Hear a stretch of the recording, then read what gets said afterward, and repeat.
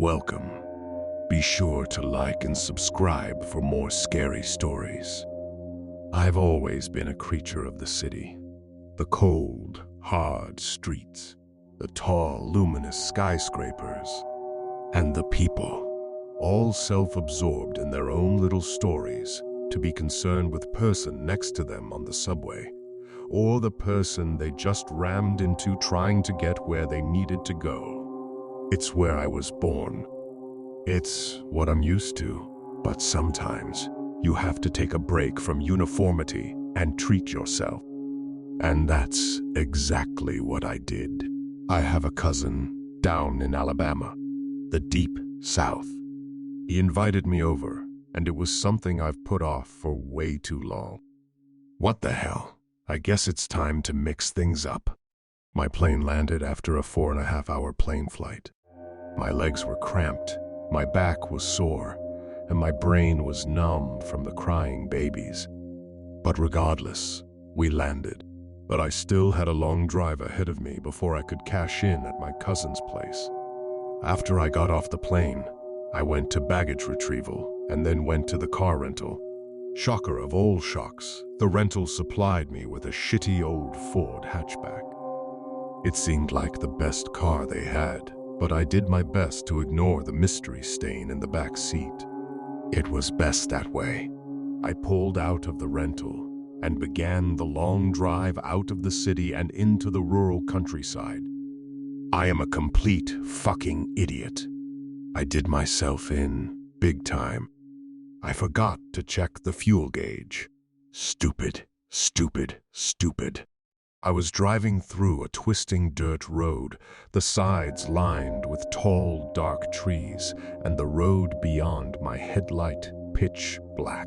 And suddenly, I ran out of fuel. I pulled over, but I doubt that actually mattered.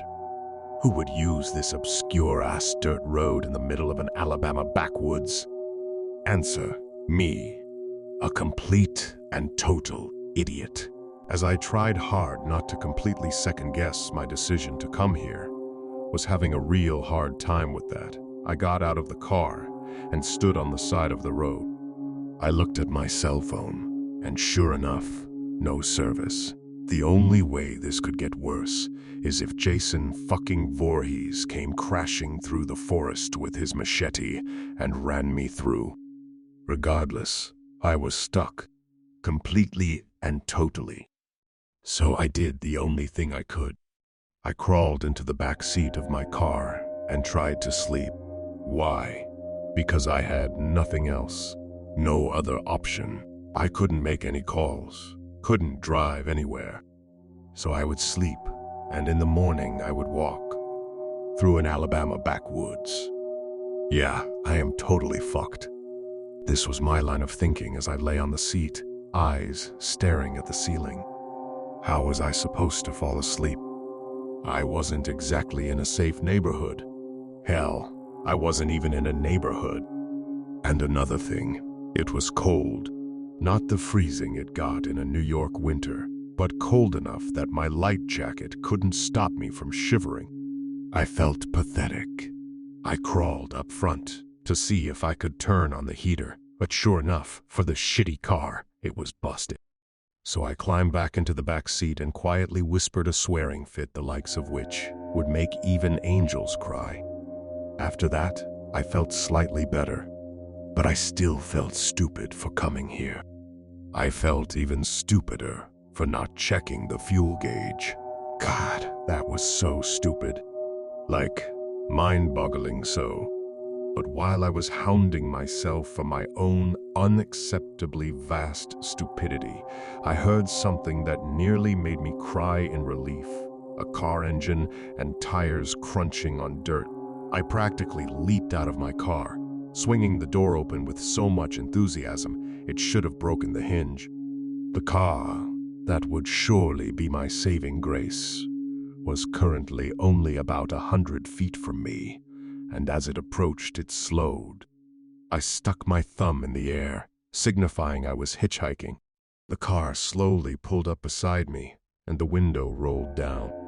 Inside the cabin, a middle-aged man sat, His hair was gray and balding, his face round and chubby. He had a neat plaid dress shirt tucked into his khaki pants, and below his warm eyes clad in rimless glasses. He gave me an amiable smile, and all my fears of the night were nearly dissolved. "Well, howdy, my friend. Looks like you found yourself in quite a predicament," he said benevolently. "Yes, sir," I said. He gave a hearty chuckle. "Yep, happens to the best of us, son. Especially those who ain't from these parts. I'd be happy to lend you a ride and let you stay in my home for the night, till I can help you with your vehicle." This struck me as odd, as no one in New York would ever offer you a ride in the middle of night. That was good way to get yourself mugged or raped or worse. But I, admittedly, decided to take full advantage of his blind trust. "Oh, thank you very much, sir, but I'm afraid my car's just out of gas." He nodded. That's all right. We have plenty of gasoline back at my humble abode. Tell you what, I can drive you there and call roadside services to pick up your vehicle." I chuckled at this. "Again, no worries, sir. It's a rental. I can just call the company." "I just can't get signal." He nodded again. "Well, alrighty then, son. I can just drive you to my home, and you can call the company. Till they arrive, you can sleep at my house." I felt overwhelmed with gratitude to this kindly stranger, but also a bit nervous. This kind of hospitality always set me on edge. No one was nice in New York unless they wanted to sell you something. But regardless, I decided to accept his offer. It was just my city instincts, after all. No need to be so judgmental. "That would be very kind of you, sir." "Thank you." He smiled and nodded, leaned over the passenger seat, and opened the door. I climbed into the seat and shut the door. The car smoothly accelerated as the man pressed his foot on the gas pedal. The inside of the car was well made, but it had an air of humbleness, as if the driver just wanted a car he could comfortably drive. I respected that. We drove in silence for 10 to 15 minutes until he spoke. "So, what brings you to these parts, son?" he asked politely. I told him about how my cousin had invited me to his house for the week, and how I took the opportunity to get away from the city. He smiled. "You know what, son? I've always wanted to visit the city myself, but I could never bear to spend too long away from home." I nodded. As much as I appreciated this stranger's help, I was not in the mood for extended conversation. And something still felt off. Was I really this unused to politeness? Or was it something else? I was cut off from this train of guilt-ridden thoughts when the stranger spoke again. "Hey, son, would you kindly grab my eyeglass wipes from the glove box? I have this darn spot on my glasses." I nodded and opened the glove box. I didn't see them immediately, so I felt around in the glove box, and while I was moving around, my hand brushed against cool metal. I felt around it, and my senses confirmed it was a pistol. That was strange for me, because I didn't know anyone who carried in New York. I felt around some more, and my hand wrapped around a small box. I pulled it out and handed to him. "Thank you kindly, son," he said. Now, maybe this wasn't my business, but it was strange for me. I felt something in there. "Do you carry?" I asked, probably rudely. The stranger didn't seem to mind. "Yes, I do indeed. I always carry a firearm in my vehicle. Makes me feel safer." I nodded. "Yeah, there's logic to that. It's just that, where I'm from, it's so hard to get a gun that no one carries except criminals and gun fanatics." The stranger shook his head at that. "Darn shame. That can't have too much protection nowadays, especially around this." A sharp bump from behind the car cut him off. He turned around, his eyes fixating out the back window, eyebrows cocked. "Son, if you would kindly wait in here, I'll be going out to investigate that." I nodded, and he exited the car, but that anxiety in my stomach was slowly churning more aggressively, and something felt very, very wrong. I decided to do something potentially very risky. I opened the glove box again and dug through it some more. After brushing past the pistol again, my hand found a book. But when I dug it out, it wasn't anything suspicious. It was a Bible. But something about this inconspicuous leather book set me on edge, so I opened it to the middle. And there, sitting in the center of a carved-out section of paper, lay a camping knife. I ran my fingers along the edge of the blade, and I saw something that horrified me. The blade was tinted slightly red along the edge. My stomach felt like it knotted several times as I asked myself a question I should have asked long before I entered this man's vehicle. Why was a man with a car this high quality driving through the Alabama backwoods? I quickly closed the book and stuffed it back into the glove box.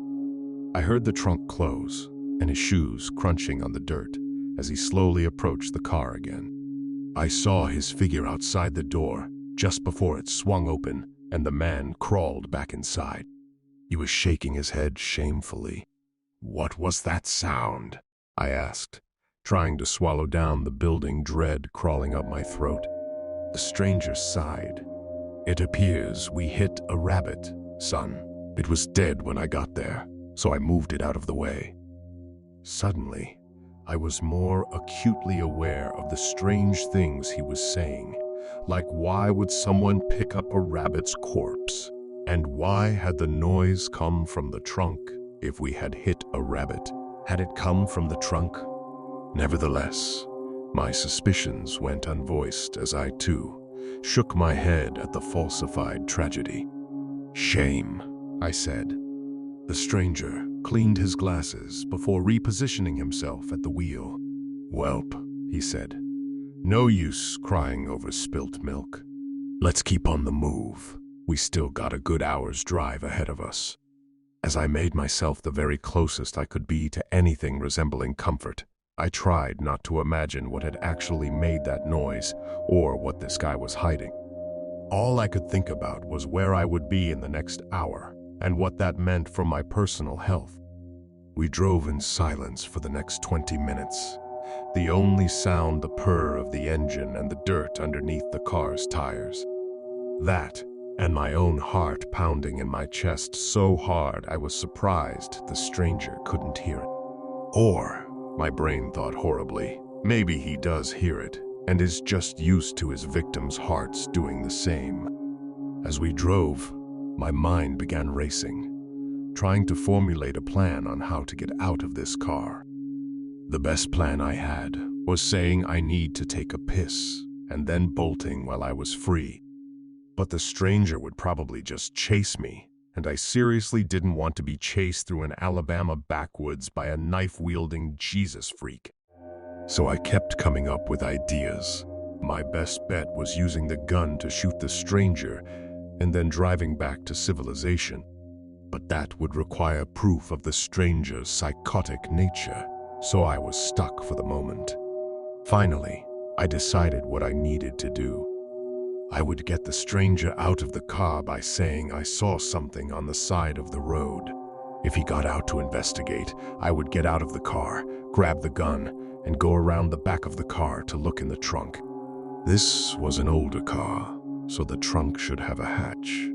And he didn't have a key when he went to check the trunk, so it couldn't be locked. So I pretended to stare at something on the side of the road. "Is that a dead deer?" I said. The stranger looked out my window and, as I had hoped, slowed the car down. "I wonder," he said, "stay here." "Not fucking likely." He got out of the car and began making his way into the trees. He seemed to be making his way to a dark lump in the forest, a few 100 feet away. Probably a log, but it could be mistaken for an animal with suggestion and darkness. I waited a few seconds, letting him get far enough away. Then I opened up the glove box and drew the pistol. Then I slowly and carefully opened the car door, making as little noise as I humanly could. The door unlatched, making a thump noise. I trained my gaze on his round figure, but he didn't seem to notice. I then carefully tiptoed around the side of the car, treading lightly in the hopes of not crunching dirt under my feet. I felt in my pocket, and sure enough, my phone was still there. My plan was to snap a picture, then steal the car. If I had to, I would shoot the stranger. I looked at the gun and turned the safety off. I didn't know how to check if it was loaded, so I just hoped. Then, standing in front of the trunk, I reached for the handle. Dirt crunched behind me, and I whirled around, extending my arm in the direction of the noise, gun ready. The stranger stood with his arms clasped behind his back, his face shrouded in darkness. He gave a chuckle as dark as his features. "So, boy, you seem to be the curious type. Ain't your mother ever told you to refrain from nosiness?" I gulped and placed my finger on the trigger. "Stay back," I said. "I don't know what you're doing or what's in that trunk, but you better stay the fuck away from me." The stranger tisked. "Such profane language, son. What do you plan on doing with that weapon of yours?" "Shoot me. You ain't got the nerve. Not to mention you don't know anything about what's in that trunk. You'll be charged as a murderer." He took a step closer, illuminating his face just a tad bit more. His eyes glistened like fish eggs, boring holes into me with their fierce, murderous look. His smile was less that of friendliness and more like a wolf baring its teeth at its prey. Just before the kill, he reached into his pocket, pulling out a switchblade. "Now, boy, why don't you hop back into the car and we forget this nonsense about me being a killer? That sound good?" And then my stomach knotted several times over as it realized something. "Something very important. I never accused you of being a killer," I said. "Why would you say that?" His smile became a scowl, and he took another step closer. "Get back. In the car, boy. You have no idea what you're dealing with." I stepped back, pressing my hand onto the cool metal of the trunk, finding solace in its cold embrace. I then pointed the gun at the stranger and said what I always wanted to be my final words. "Fuck off." He cracked his neck like a fistfighter would and then lurched forward. I pulled the trigger. The muzzle of the pistol erupted in a bright flare, and the stranger grabbed his stomach, dropping his knife. He collapsed forward, head hitting the ground at my feet. He gasped, and blood began to pool around his body. I looked at him for a good 10 minutes. Then, very slowly, I turned around, my hand still resting on the trunk. I dropped the gun, placing my other hand inside the groove of the trunk handle. My fingers wrapped around the plastic of the handle. Slowly, they pulled towards me, bringing the handle with it. The latch released with a thunk. I grabbed my phone from my pocket, pressing the photo app. Then, aimed at the trunk, I slowly swung it open. The hinges squeaked slightly as they finished their rotation. The lights on either side of the trunk coated my body in a crimson red. And inside the trunk was something that would condemn me for all my life in the cell of a prison. Something that would leave me burning in the deepest pits of hell for all eternity. It was something that proved me wrong and proved to the cops that I was a killer with no redemption. And maybe I was, because in that trunk, there was nothing more than a deer carcass and a shotgun. He was a hunter. I had killed an innocent man. This is The Curator. I hope you've enjoyed today's scary story. Until next time.